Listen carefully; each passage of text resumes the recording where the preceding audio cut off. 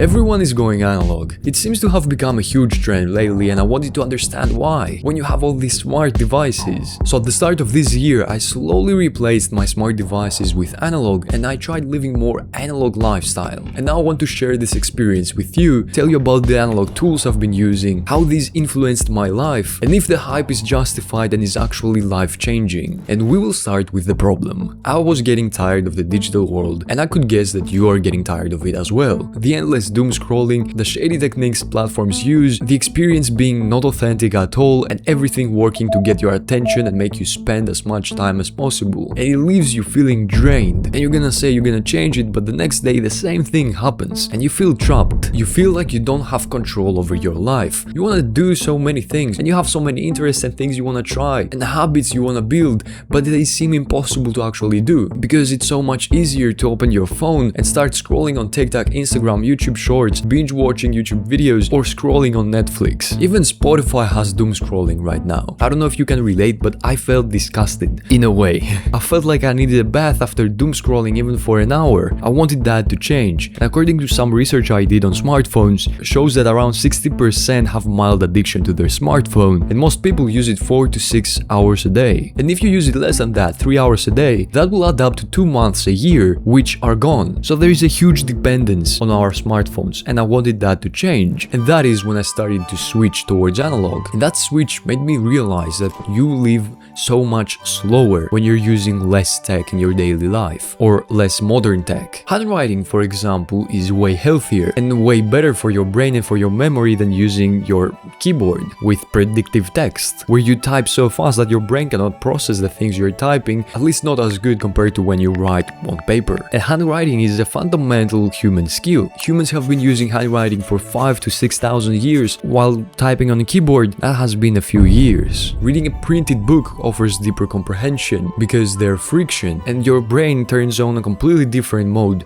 compared to reading on a screen, or even listening to CDs, or even an MP3 player, which is single purpose even though digital, can be a more immersive and real experience. And that applies to media and forms of art in general, like movies. For example, it's different to watch a movie on your PC at home and to watch a movie at the cinema. Just to be clear, I'm not anti-tech, this is not a movement, this is about getting more control of your life and not letting devices control you. And that takes me to which analog devices I've been using. And the actual first change were notebooks. I started with one and now I'm at 4. First of all, I have a planner, and I've been using this planner daily. And I started on January, but before that I had a different one, which was basically a daily log. It was a planner, but I used it in a different way. At first I would write a plan for the day and a to-do list for the day, and then at the end of the day I would reflect on the day. And then I used that for a few days, but then I changed it to having wins, losses, a memorable moment of the day, and some stats of the day, like sleep, work, and energy. But then I changed that to the small planner I have and to an actual journal. And in the planner I mainly do tasks and some things I might have to do because I work at home. My schedule doesn't change drastically, but seeing my tasks visually and checking them helps me be more motivated, more productive. And I believe that this single thing is actually adding more work hours in my day. Then, like I said, is my journal, where I haven't been journaling that much lately, I'll be honest. I was using it daily for 3 months, but then I switched to a more relaxed version because I was writing less and less, and now I haven't used it for a week or so, and it makes me feel kinda bad. But my issue was that I started thinking like, what did I do 2 or 3 years ago? And I couldn't really remember a lot of things. So documenting your life in any way, but journaling helps a lot, especially if you feel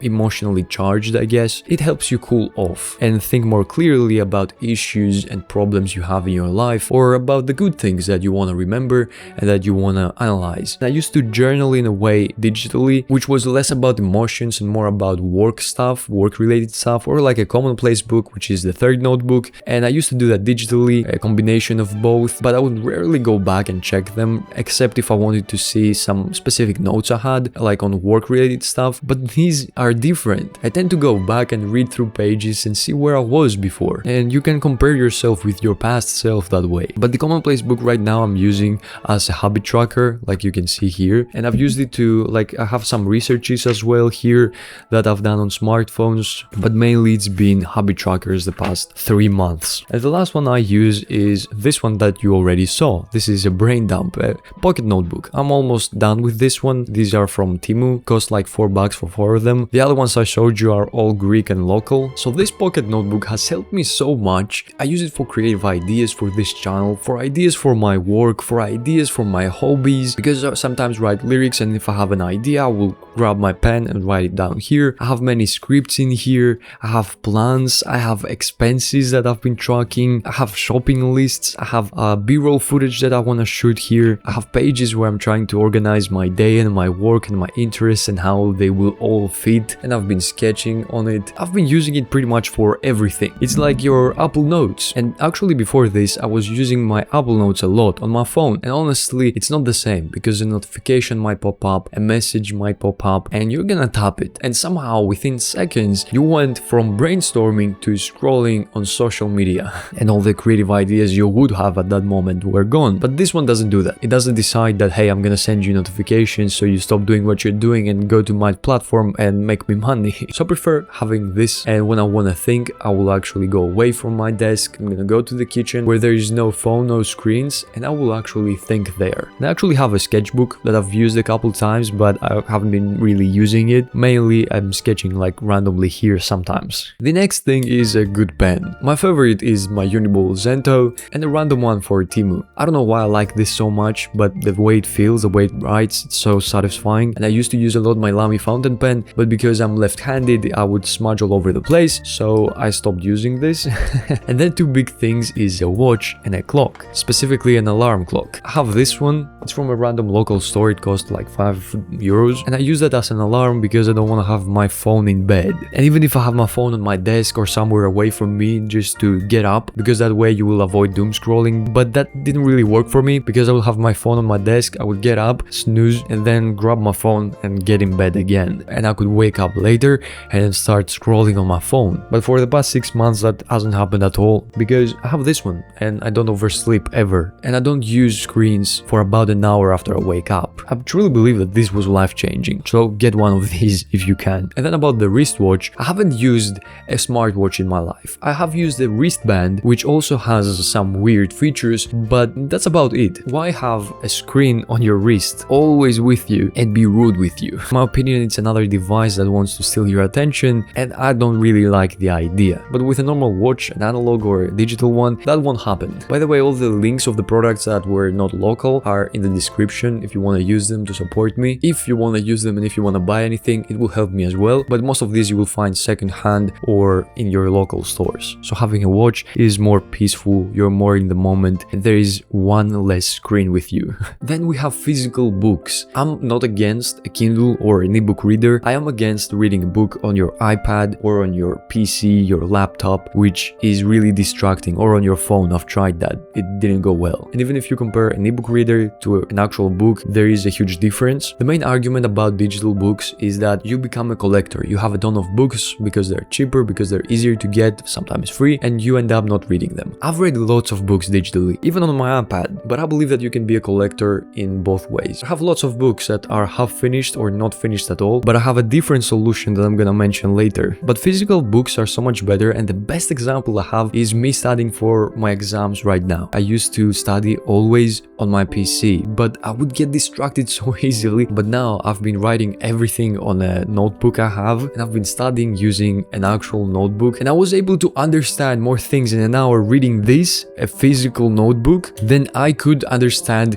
in 5 hours of reading digitally. Reading something physical, something printed, offers deeper comprehension because your brain is wired to think, hey, I'm reading right now. The next thing is a film camera. This is the Olympus MU1. I've actually had this for about 3 years, but the thing is I haven't developed any film. I have 2 film rolls that I haven't developed, 2 of them that I have damaged because I thought I could do that myself. And I took that on a trip I went about a month ago, and the difference between using that and your phone is tremendous. First of all, you have 36 or 24 I think exposures, so you have a very specific amount of photos you can take, and that makes you be more thoughtful about what you're gonna capture. It makes you be more in the moment because you're gonna be searching and you're gonna be actively looking around you, and you're gonna see more things and things you wouldn't see before because you have to find the perfect click. And obviously, like I said, this device is single purpose, and I believe that it is more artistic compared to your phone or compared to a digital camera. It's like you're doing actually something artistic, and it's very simple to use. You just put in the film, you point at something, and then you just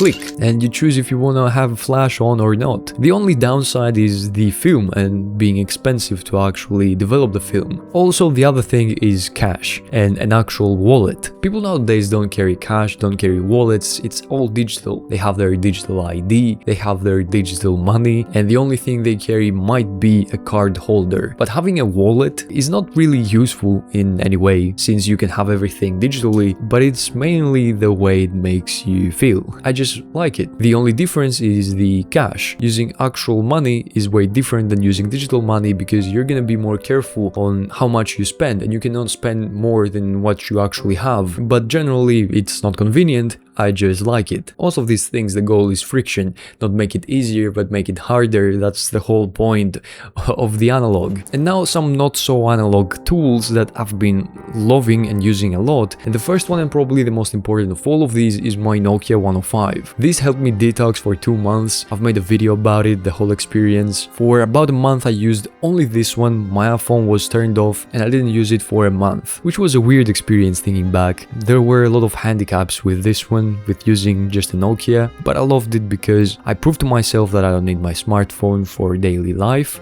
But it depends on what kind of life you live. For me, for example, it wasn't that hard, but some of you might not be able to use it daily. But you can use your dumb phone outside, and that way you're more in the moment, you don't have something to distract you, or when you're working, or when you're studying, for example, and use your phone only when you need it. I know many people using this strategy, and it actually works. For me, that was the ultimate analog tool, and it cost me only 25 euros, I think, and you can obviously buy the modern dumb phones, but these cost 300 euros. So this one was definitely value for money product. The link again in the description. Also, the other thing is my digital camera, which is again an Olympus. Also a great camera. I've been using that a lot. I'm gonna show you examples here. And I remember going on a lot of walks where I said it's gonna be a photography walk. So I would walk for 2 hours and take different photos in the city or maybe near the beach. So there were a lot of mini adventures there, like side quests, which again the purpose is the same as the film camera, almost exactly the same. Then the next thing is my Kindle. This one is the 4th generation, and I just love that it doesn't have a touch screen, even though it can be a pain in the ass for highlighting, but you can click on the buttons to switch pages, you can actually hold it sideways, you can jailbreak it if you want, because I know about the whole situation with Amazon and Kindle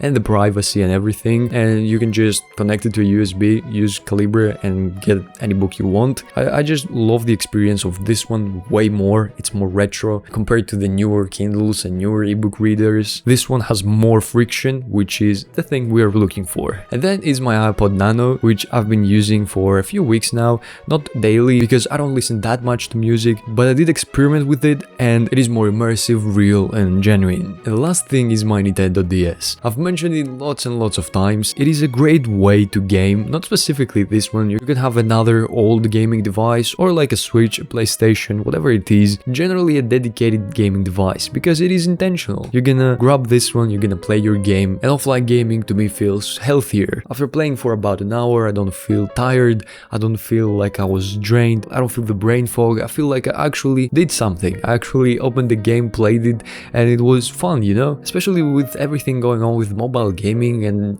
even having gambling on your games, the Nintendo also feels a more genuine experience. Maybe it is the calmness, maybe it is that it's just you in the game, maybe it is because you decided to play a game and you played the game, and maybe it is that you actually own a game, or maybe you have an R4 card, but something about it makes you feel better, more peaceful, especially when you use it to play when things are not going exactly like you want to. Sometimes it can be a great way to keep you company. So this was my whole experience, my whole journey, and all the tools I've been using, the things that stuck. And hey, if you're watching it right now, I truly appreciate it. You're probably in the 5%. So thank you for watching. I hope you got something out of this, some ideas that helped you brainstorm, or maybe you're gonna use some of these tools and start your own journey, and tell me about your journey and how this has been going for you. I love reading your comments and your ideas, and that's basically it. Thank you so much again. I hope I will see you in the next video as well. Bye bye.